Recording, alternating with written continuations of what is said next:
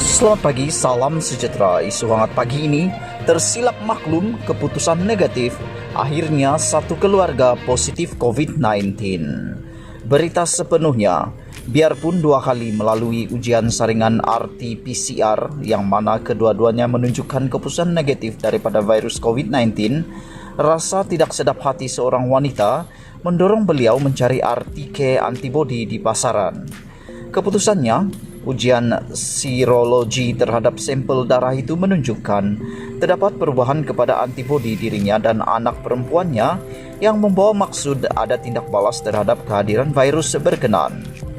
Dr. Sri Azra Atan, 43 tahun, menjelaskan tindakannya itu diambil selepas pihak Kementerian Kesehatan Malaysia KKM didakwa terkilaf kerana memaklumkan suaminya Muhammad Ghazali Abdul Aziz, 44, disahkan negatif COVID-19 sedangkan keputusan sebenar ialah positif.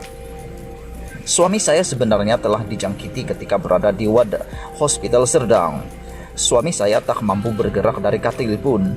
Adakah kaki tangan KKM tidak mengamalkan SOP yang betul ketika merawat suami saya? Kecuaian pihak KKM ketika memaklumkan keputusan RT-PCR kepada suami saya. Kami dimaklumkan suami saya negatif, walhal yang sebenarnya suami saya positif COVID-19. KKM juga telah mengarahkan suami saya yang positif untuk balik ke rumah. Sudahnya kami di rumah pula yang terdedah kepada wabah COVID-19. Kami juga sudah melakukan ujian RT-K antibody. Terbukti saya dan Mia pula didapati positif ketika tempoh kuarantin. Kerana kesilapan KKM, mereka telah membahayakan nyawa kami sekeluarga, katanya menerusi catatan dalam Facebooknya hari ini. Terdahulu, Ketua Pengarah Kesehatan Tan Sri Dr. Nur Hisham Abdullah dilaporkan sebagai berkata, ujian RT-K antibody tidak boleh dijadikan sebagai penanda aras jangkitan COVID-19 dalam tubuh badan seseorang individu. Jelasnya lagi, kehadiran antibodi yang dikesan ujian serologi tidak mampu mengesahkan jangkitan aktif COVID-19. Manakala keputusan negatif ujian berkenan tidak bermaksud individu berkenan benar-benar bebas daripada virus tersebut. Namun, beliau berkata, penggunaan RT-K antibody boleh dilakukan sebagai pengesanan jangkitan COVID-19 dalam sesebuah komuniti, termasuk kumpulan sasaran tertentu. Dengan ini jelasnya lagi, adalah selari dengan garis panduan Pertubuhan Kesehatan Sedunia WHO bahwa ujian RT-K antibody boleh digunakan dalam kajian epidemiologi. Muhammad Ghazali ketika dihubungi Esro Awani menceritakan kronologi peristiwa berkenan.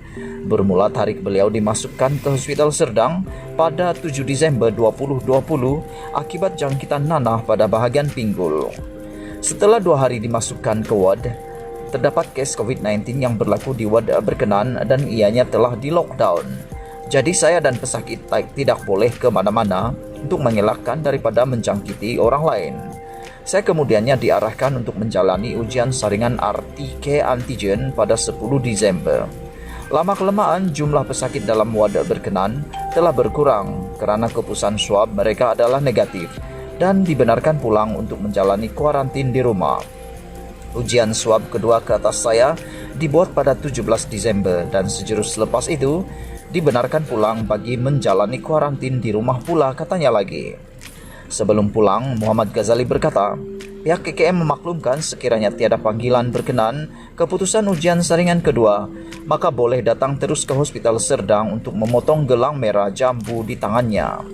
Sehingga 22 Desember dari tarik dibenarkan pulang, Muhammad Ghazali berkata, tiada sebarang panggilan telefon diterima dan beliau terus pergi untuk menyelesaikan urusan berkenan. Bagaimanapun, keesokan harinya 23 Desember saya terima panggilan mengatakan bahwa berlaku kesilapan pada nama dan saya sebenarnya disahkan positif COVID-19.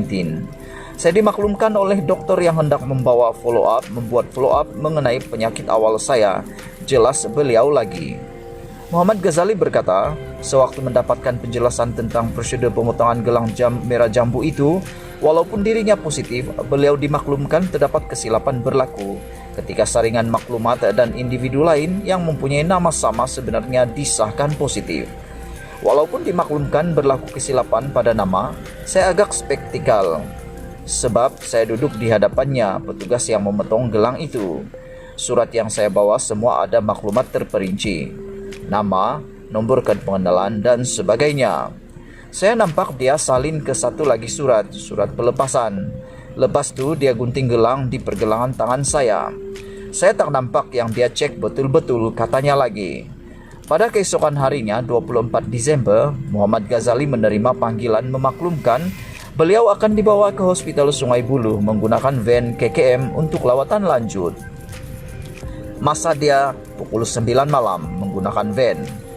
Ada beberapa kawasan lagi dia ambil orang. Apabila kami tanya kenapa bawa laju, pemandu berkenan menjawab perlu kejar trip karena ada bus menunggu pada pukul 10 malam untuk ke Sungai Buloh.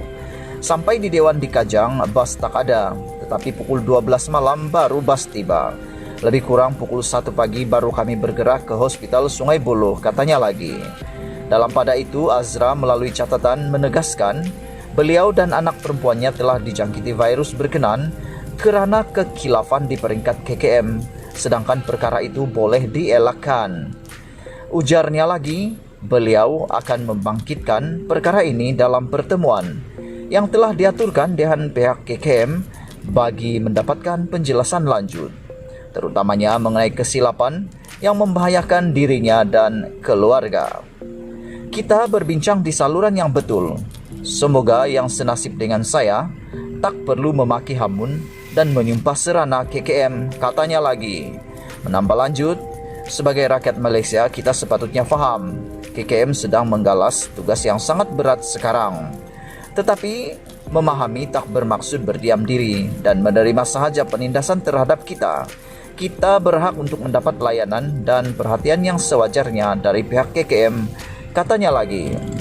Sebagai menghormati kebebasan maklumat serta pemberitaan yang adil, Astro Awani akan berusaha mendapatkan penjelasan pihak Kementerian Kesihatan bagi memastikan isu ini ditangani sebaik mungkin. Sumber daripada Astro Awani dipetik daripada Info Rakyat. Sekian isu hangat pagi ini. Jangan lupa tekan butang subscribe dan kita jumpa lagi. Bye-bye.